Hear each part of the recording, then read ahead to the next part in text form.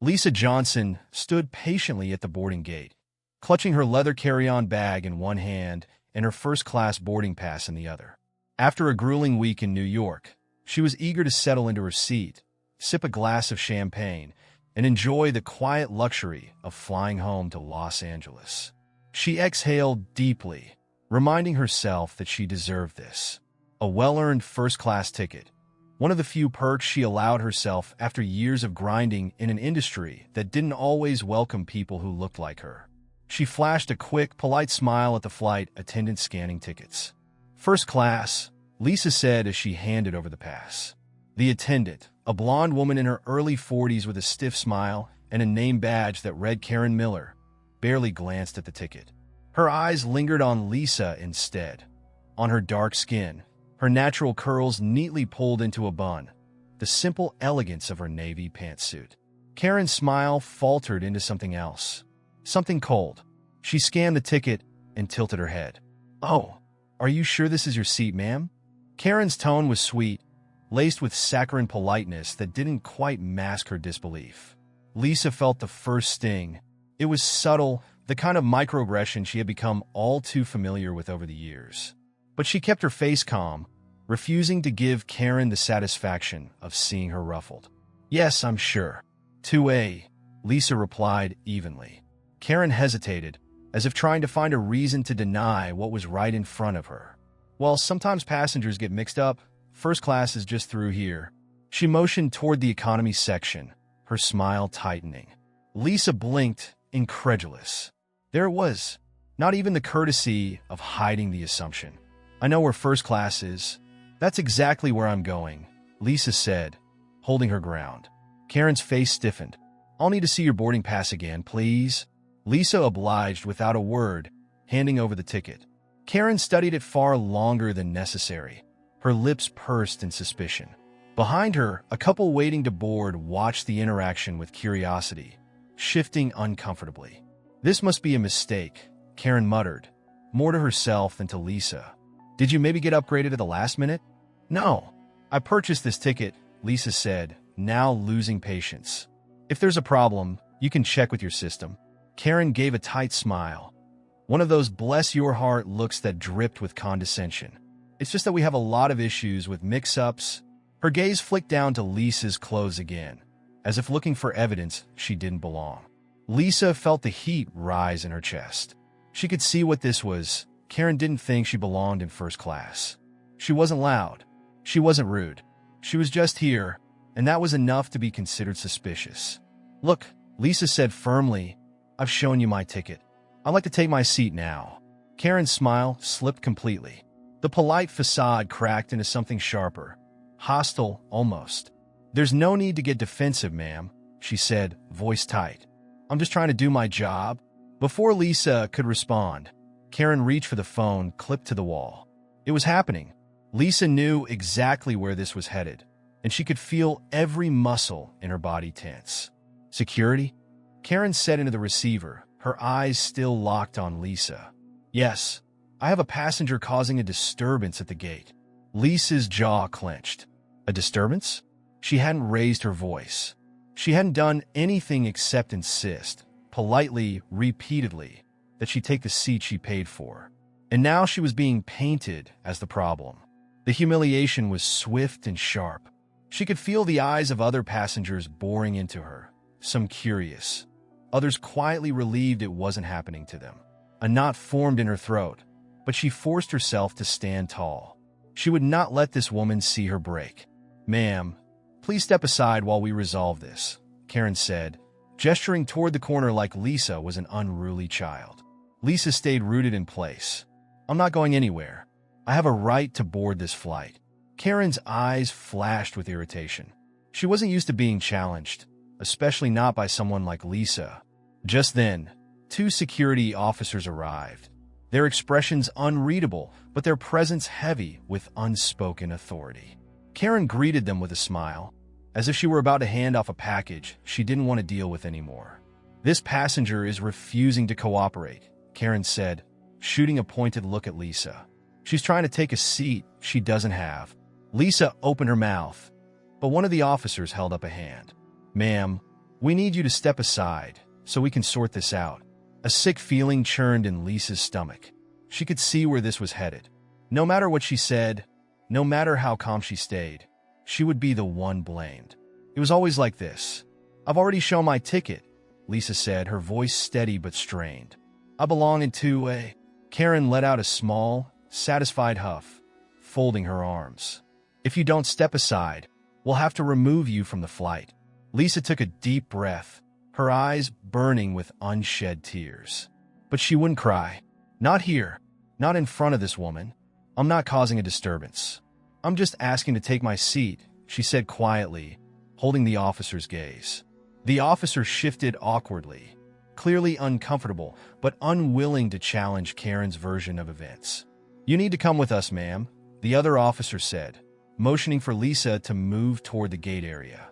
Lisa's heart pounded in her chest, a mix of rage and helplessness swirling inside her. She thought about all the times she had been in situations like this. Always the one who had to back down, always the one forced to be reasonable in the face of unreasonable behavior. And just as she was about to pick up her bag and walk off the flight, a voice rang out from behind her. What's going on here? Everyone turned. It was John Hayes, the CEO of the airline, standing in the aisle. He was dressed casually, like any other passenger. Dark jeans, a button-down shirt, but his presence carried weight. He looked between Lisa and Karen, his brow furrowed in confusion. Karen's face paled. Oh, Mr. Hayes, I didn't realize you were on this flight. Lisa's stomach dropped. Of course it had to be him. John's eyes met hers. And in that brief second, a flicker of recognition passed between them. A spark from a decade ago, from a relationship that had ended badly, but was never fully buried. Lisa, John said softly, as if he couldn't believe what he was seeing. Lisa straightened her shoulders, her face a careful mask. Hello, John. And just like that, the humiliation shifted. Not erased, but now tangled with something far more complicated. John Hayes stood frozen for a moment, his eyes locked on Lisa Johnson's. The recognition between them was electric. 10 years of unresolved history bubbling beneath the surface. Karen Miller, the flight attendant, fidgeted nervously beside them, sensing she had just made a colossal mistake. You two know each other? Karen stammered, trying to regain some semblance of control over the situation. Her voice wavered slightly, and the confidence she had wielded moments ago was rapidly dissolving. John ignored her question, focusing on Lisa. What's going on here? His tone was calm, but there was an undercurrent of tension. He knew there was more to the situation than what met the eye. Lisa took a slow breath. She didn't want to give Karen or the security officers the satisfaction of seeing her angry, even though fury and humiliation churned inside her. Instead, she kept her tone measured. This flight attendant thinks I don't belong in first class, she said simply, meeting John's gaze head-on. John's jaw tightened. He could see the accusation in her words, even though she had said them without raising her voice. Karen shifted uncomfortably, trying to inject herself into the conversation. There was a misunderstanding, Mr. Hayes, Karen interrupted, forcing a smile. I was just trying to confirm her seat, and... John cut her off, his voice sharp but controlled. Her seat is confirmed. I'll take it from here. Karen's smile faltered. I didn't mean any harm. I said, I'll take it from here. John's voice was low but firm. The authority in it left no room for argument. Karen's face flushed, and she quickly stepped back, muttering an awkward apology. The two security officers, now realizing they were caught in the middle of something far above their pay grade, glanced at each other awkwardly before quietly retreating toward the terminal entrance. Lisa watched them go with a mix of relief and lingering frustration. The damage was already done. The humiliation still sat heavy on her chest, but at least for now, the public spectacle was over. John turned back to her, his expression unreadable.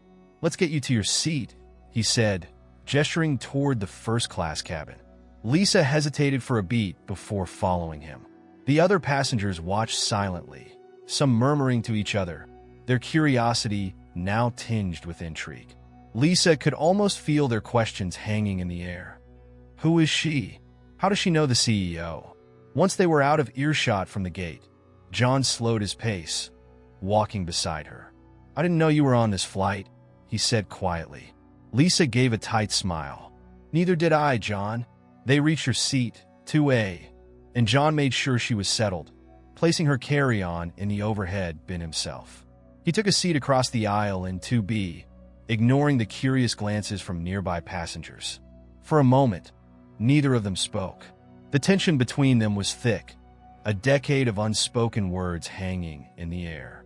Lisa was the first to break the silence.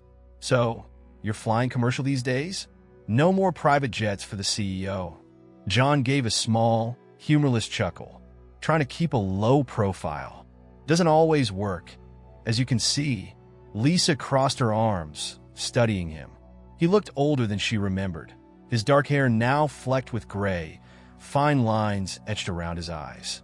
But his presence was the same, calm, authoritative, and annoyingly composed. "Low profile, huh?" Lisa said, her voice carrying a hint of bitterness. "Looks like that didn't stop you from playing hero back there." John leaned back in his seat, exhaling slowly. "I didn't do it to play hero, Lisa." "No," she shot back. "Then why?" "To save your airline from a PR nightmare."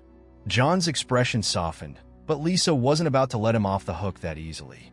She remembered how things had ended between them, a messy, abrupt breakup that had left her blindsided. Now here he was swooping in at just the right moment, trying to fix everything. "You could have let Karen have her way," Lisa said, narrowing her eyes. "It wouldn't be the first time I got kicked out of somewhere I belong." John shook his head, regret flickering across his face. "I wasn't going to let that happen." Lisa scoffed. "You weren't going to let it happen because you were here." "What if you weren't, John?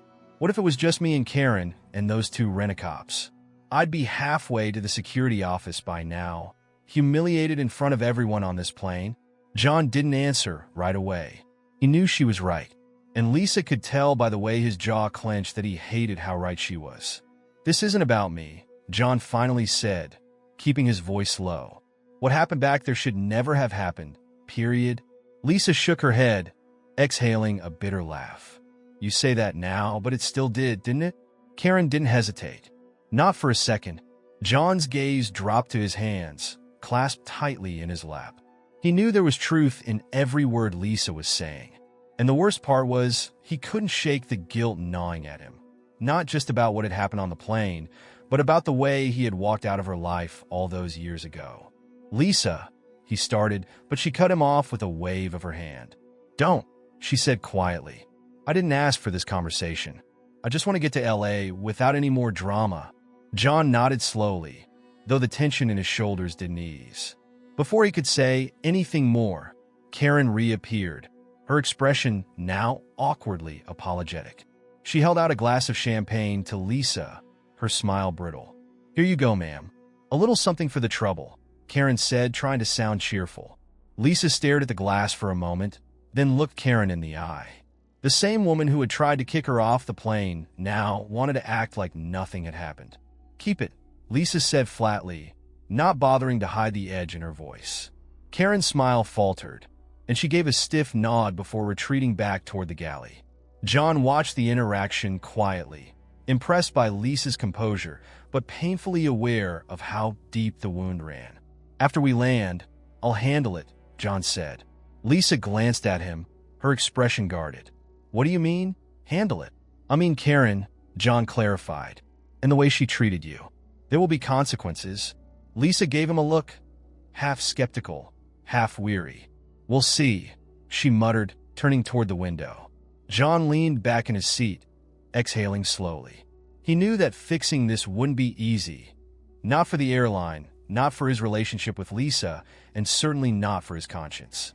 As the plane began to taxi down the runway, Lisa closed her eyes, willing herself to relax. But she knew that things between her and John were far from over. Some wounds didn't heal just because someone said sorry. And this time, she wasn't going to make it easy for him. The flight settled into a strange silence as the plane leveled off at cruising altitude. Passengers in first class sipped their drinks and adjusted their reclined seats, pretending not to notice the tension lingering between Lisa and John. But every glance, Every whisper was a reminder. Something had happened here, and the story wasn't over. John sat stiffly in 2B, glancing at Lisa from the corner of his eye. She leaned her head against the window, her arms crossed over her chest, as if putting up a wall between them. It was hard for John to tell if it was aimed at him, Karen, or the entire world. He knew he couldn't leave things the way they were. Not this time. Lisa, he said softly, leaning closer across the aisle. We need to talk. Lisa didn't turn. I think we talked enough back there. John exhaled through his nose. Not about what happened back there. About us. Her eyes flicked toward him, cold and sharp. Us, she repeated with a bitter laugh.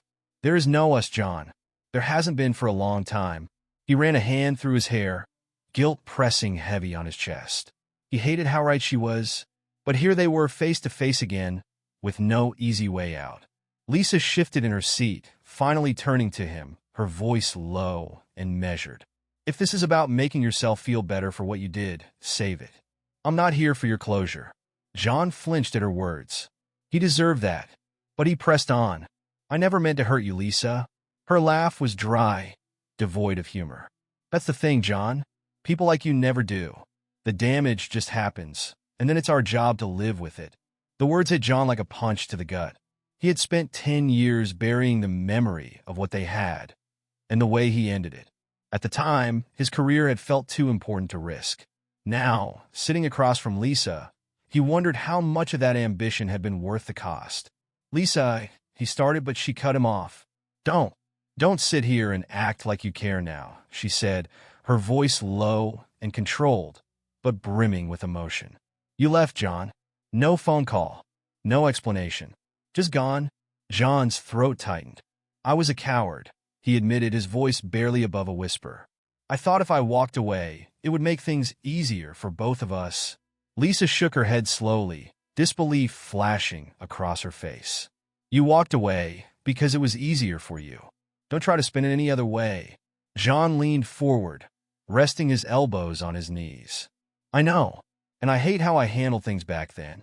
But if there's one thing I've learned, it's that running away never really fixes anything. Lisa gave him a long, searching look. For the first time, he saw something other than anger in her eyes. Hurt. Deep, lingering hurt that hadn't faded with time. And that hurt wasn't just about their relationship. It was about everything she'd endured in boardrooms, airports, and now in the very first-class seat she had paid for. That's the thing about people like you, John, she said quietly. You can afford to run. People like me? We have to stay. We don't get to quit when things get hard. John opened his mouth to respond, but before he could, Karen reappeared at the front of the cabin. She was carrying a forced smile along with 2 fresh glasses of champagne, as if alcohol could somehow erase what had happened. Complimentary drinks for our guests, Karen said brightly, setting a glass on each of their tray tables. Lisa gave her a long, withering stare. I told you I didn't want anything. Karen's smile wavered, but she didn't move. Company policy, ma'am. It's the least we can do. Lisa tilted her head, her expression unreadable. Then, very deliberately, she picked up her glass and handed it back to Karen. Here's the least you can do. Apologize. Karen blinked, stunned by the directness. I didn't mean... You didn't mean what? Lisa interrupted, her voice calm, but cutting. You didn't mean to assume I didn't belong here? You didn't mean to call security on me for sitting in my assigned seat? Or maybe you didn't mean for your bias to show? Karen's cheeks flushed red, her mouth opening and closing like she was searching for the right words. But there were none. Karen stammered, then turned toward John, silently pleading for backup. John leaned back in his seat, his expression unreadable. I think you heard the lady, he said coolly. Apologize? Karen's eyes darted between them, realizing there was no escape. With a forced smile, she mumbled, I'm sorry for the misunderstanding, ma'am. Lisa's smile was razor-sharp. It wasn't a misunderstanding, but thanks for trying. Karen gave an awkward nod, then turned on her heel and hurried back to the galley, her face burning with humiliation. John glanced at Lisa, half expecting her to look satisfied. But she didn't. Instead, she looked exhausted, as if this small victory wasn't really a victory at all. Just another moment in a long battle she never signed up for. "I'm sorry," John said quietly. Lisa let out a breath, the weight of the day pressing down on her. "Don't be sorry, John. Just be better." John nodded, but he knew it wasn't that simple. Being better meant more than a few words on a flight.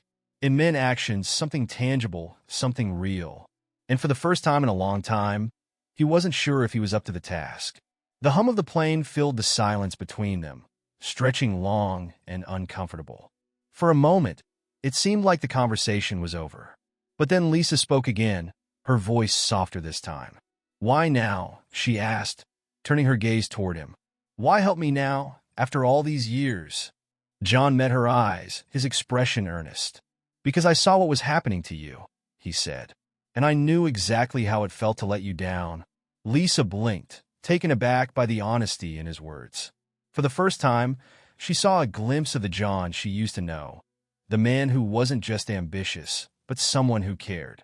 Someone who had lost his way, but was trying to find it again. "Guess that makes two of us," she murmured, more to herself than to him. John didn't respond.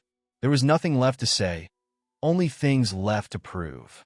And as the flight continued, the space between them remained. Not just the literal space of the aisle, but the invisible distance of 10 years, mistakes, and missed opportunities. Whether that distance could be bridged was a question neither of them was ready to answer. The plane hummed steadily through the sky, but Lisa's mind was far from the flight. The past few hours, hell, the past 10 years, felt like an emotional minefield she hadn't been prepared to cross. And now, sitting just feet away from the man who had once abandoned her, she felt the weight of unfinished business pressing on her chest. She stole a glance at John, who was scrolling mindlessly through his phone, his brow furrowed. What did he want from her now? Was his sudden sense of responsibility genuine, or just damage control? She didn't know, and the not knowing gnawed at her. Meanwhile, Karen hovered at the edge of the cabin, restless and tense. She had been quiet since her forced apology, but Lisa could still feel the heat of her resentment. Karen wasn't used to being put in her place, least of all by a black woman. A ding echoed overhead, and the lead flight attendant's voice came through the speakers. "Ladies and gentlemen, we've begun our descent into Los Angeles. Please return to your seats and prepare for landing." Lisa exhaled slowly, counting down the minutes until she could get off this plane and leave all of this behind. But deep down, she knew it wasn't going to be that easy. What had happened here wouldn't disappear once they touched the ground. As the plane landed and taxied toward the gate, John leaned toward her, his voice low and careful. "Listen, Lisa, when we get off this flight, we need to talk." Lisa raised an eyebrow. "Talk about what?" "About how you're going to cover this up and save your company." John sighed, rubbing the back of his neck. "That's not what I want." "Then what do you want, John?" Lisa asked, her voice edged with frustration. "Because from where I'm sitting, it looks like you're trying to clean up a mess you didn't even have the guts to stop from happening." John flinched, but didn't argue. "I can't undo what Karen did, but I can make sure she's held accountable. And more than that, I can make sure it doesn't happen again." Lisa shook her head, a bitter smile curling on her lips. "Oh, now you want to be the hero. Convenient." John looked down at his hands. "I'm not trying to be a hero, Lisa. I don't want to let you down again." Lisa swallowed hard, the words catching her off guard. It was the closest thing to an apology she'd ever heard from him, and it was almost worse than not getting one at all. The flight attendants opened the door, and the passengers began gathering their belongings. Karen, standing stiffly by the galley, avoided eye contact with Lisa as the first-class cabin emptied out. But Lisa wasn't done with her yet. As she rose from her seat, Lisa made a decision, one fueled by years of microaggressions, slights, and dismissals. She stepped into Karen's path, blocking her exit. Karen blinked, surprised. "Excuse me?" Lisa's voice was calm, but her words were sharp enough to cut. "I just wanted to make sure you understand something, Karen." Karen stiffened. "I already apologized." "No," Lisa interrupted, leaning in slightly. "You didn't. What you gave me was a performance. What I want is accountability, and I'll make sure you get it. Even if that means the entire internet hears about how you try to kick me off this plane." Karen's face paled, her composure slipping. You wouldn't? Lisa tilted her head. Wouldn't I? Karen's eyes flickered toward John, but he stood quietly at a distance, making no move to intervene. He knew Lisa deserved this moment, and he wasn't going to get in the way. Without another word, Lisa turned and walked toward the exit. Karen stood frozen, her mouth slightly open, as the gravity of what had just happened settled over her. John caught up with Lisa in the jet bridge, just as they stepped into the terminal. Lisa, wait. She stopped, but didn't turn around. What now, John? He hesitated for a moment, then took a deep breath. I need your help. Lisa turned slowly, folding her arms across her chest. My help? John nodded. This incident is bigger than just Karen. If I'm going to change things, really change things at the company, I need someone like you at the table. Lisa's laugh was harsh and humorless. You want me to be your diversity hire? How generous. John shook his head. No, I want you to be my partner. I need someone who understands how this works, someone who's lived it. If I don't get it right this time, people like Karen will keep slipping through the cracks. And I know I can't fix this on my own. Lisa studied him carefully. It was tempting to have a seat at the table, to force change from the inside. But she also knew the risks. This could easily turn into another PR stunt, just like all the others. And what happens when it gets hard, John? Lisa asked quietly. You gonna run again? John's expression was serious, his voice steady. No, not this time. For the first time in years, Lisa saw something real in his eyes, something that looked like sincerity. But she wasn't ready to trust him. Not yet. I'll think about it, she said finally, turning back toward the terminal. But don't expect me to clean up your mess for free. John gave a small nod, understanding the weight of her words. This wasn't a favor. It was a negotiation. And Lisa Johnson never gave anything away without getting something in return. As they reached the baggage claim, John's phone buzzed with notifications. He glanced down and winced. The incident was already making waves on social media. Videos of the confrontation between Karen and Lisa were spreading like wildfire, and the airline's name was being dragged through the mud. He showed the screen to Lisa. It's out there. No stopping it now. Lisa gave a small, satisfied smile. Good. John knew there was no going back. The company would be forced to confront its flaws, publicly, painfully. And for the first time, he was okay with that. Because maybe, just maybe, this was the beginning of something better. Lisa's suitcase appeared on the carousel, and she grabbed it, slinging the strap over her shoulder. As she turned to leave, John called after her one last time. Lisa, he said. She paused but didn't look back. For what it's worth, John said quietly, I'm glad we crossed paths again. Lisa let the words hang in the air for a moment, then gave a small shrug. We'll see if you still feel that way after the dust settles. And with that, she walked away, leaving John standing alone in the chaos of the terminal. A man trying to atone for a decade of mistakes, and a woman determined not to let anyone forget them. But as Lisa stepped out into the bright Los Angeles sun, she felt something she hadn't felt in a long time. Control. This time, she was calling the shots. The following week was a whirlwind. News of the incident exploded across social media, spreading far beyond the passengers who had witnessed it. The videos showed everything. Karen's passive-aggressive questioning, the arrival of security, and John Hayes escorting Lisa back to her seat. The airline was in full crisis mode. Articles dissected every detail, and hashtags like #FlyingWhileBlack and #AirlineGate began trending. Influencers, activists, and news outlets weighed in. Some called for boycotts, demanding justice and accountability. Others turned the focus to Lisa, speculating about her connection to John Hayes. And just as Lisa had expected, the narrative began to shift, from a story about racial bias to one about a complicated personal history between a powerful CEO and a black executive. In her downtown LA apartment, Lisa scrolled through article after article, watching the narrative evolve. She knew this would happen. It always did. People were more interested in scandal than in solutions. The world loved to dissect personal drama, as if reducing real issues to gossip made them easier to digest. Her phone buzzed with a call. John. Lisa hesitated for a moment before answering. What? I've called an emergency press conference. John said without preamble. It's time to address this. Lisa's stomach twisted, but she kept her voice steady. You think a press conference is going to fix this? No, John admitted. But it's a start. I'll be taking responsibility for everything, including us. Lisa's heart skipped a beat. You're really going to tell the whole truth? Yes, John said. All of it. Lisa was silent for a moment, weighing his words. This was risky. More risky than she had expected him to be. It could cost him his career, his reputation. But it was the only way to shift the focus back to what really mattered. And Karen? Lisa asked. She's been suspended pending investigation. But that's not enough. John's voice was calm, but she could hear the steel beneath it.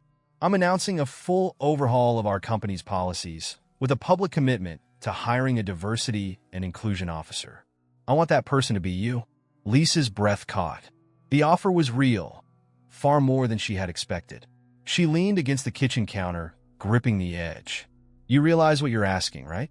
If I take this, I'll be in the spotlight every day. Every mistake, every policy failure. It'll be on me. I know, John said quietly. That's why I want you. No one else can do this the way you can. Lisa closed her eyes, her mind racing.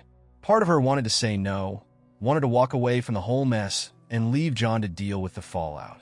But another part of her knew how rare this opportunity was. This wasn't just a job. It was a chance to make real, lasting change. I'll think about it, she said finally. But don't expect me to play nice. John let out a soft laugh. I wouldn't dream of it. The next morning, the press conference room was packed with reporters. Cameras clicked and flashed as John Hayes stepped to the podium, looking every bit the composed CEO. But this time, there was a crack in his polished exterior. This wasn't just another corporate apology. John cleared his throat and began. First, I want to apologize to Lisa Johnson and to everyone who has ever experienced discrimination at the hands of our airline. What happened on that flight was unacceptable. And while we are taking immediate action to address it, we need to acknowledge the larger issue. One that goes beyond just one incident or one employee. He paused, glancing at Lisa, who stood off to the side, arms crossed. I also need to be honest about something personal. Lisa Johnson is someone I've known for a long time. Someone I hurt, both personally and professionally, by walking away when I shouldn't have. The room buzzed with murmurs, the reporters scribbling notes and exchanging glances. John had just handed them a scandal on a silver platter. But he didn't flinch.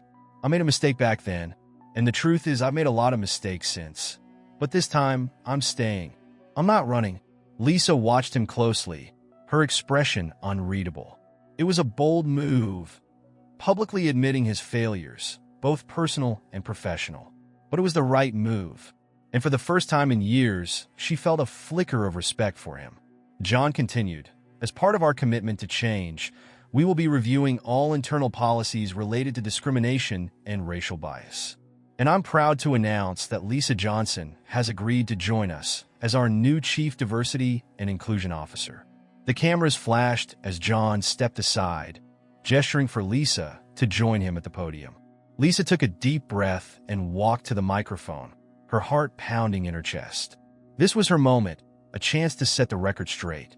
I didn't ask for any of this, she began, her voice clear and steady. But what happened to me on that flight isn't just about me. It's about the countless people who experience discrimination every day in spaces where they're told they don't belong. This is bigger than one incident, and it's going to take more than one apology to fix it. She glanced at John, then back at the crowd. I'm not here to make anyone comfortable. I'm here to make sure this doesn't happen again. The room fell silent, the weight of her words settling over the crowd. She wasn't interested in redemption arcs or second chances. She was here to make change, whether people liked it or not. In the weeks that followed, the airline rolled out a series of new policies, including mandatory bias training and a public hotline for discrimination complaints. Lisa's role was front and center. She attended meetings with the board, reviewed policies, and faced the media head-on. It wasn't easy. Every step of the way, she faced resistance from inside the company and from the public. But Lisa had spent her entire career breaking down barriers. This was just one more challenge. As for Karen, The investigation confirmed what many had suspected. This wasn't her first incident. The airline quietly terminated her, releasing a statement about their commitment to accountability. Karen's name faded from the headlines, a cautionary tale about the consequences of unchecked bias. One evening, after a particularly grueling day, Lisa received a text from John. "Drinks? Just to talk." Lisa stared at the message for a long moment before typing her response. "Not a chance, but thanks for asking." She smiled as she hit send, feeling lighter than she had in years. Some things didn't need to be revisited. Months passed, and the incident slowly became just another story in the 24-hour news cycle. But the impact remained. Lisa had done more than secure a seat at the table. She had built her own, and people were starting to notice. As she stood in her office, overlooking the city, Lisa felt a quiet sense of satisfaction. She hadn't just survived, she had thrived. And no one, not John Hayes or anyone else, could take that away from her. She reached for her phone, glanced at John's number one last time, then smiled to herself. Some bridges didn't need rebuilding. Some doors were better left closed. And for the first time in a long time, Lisa Johnson felt truly free.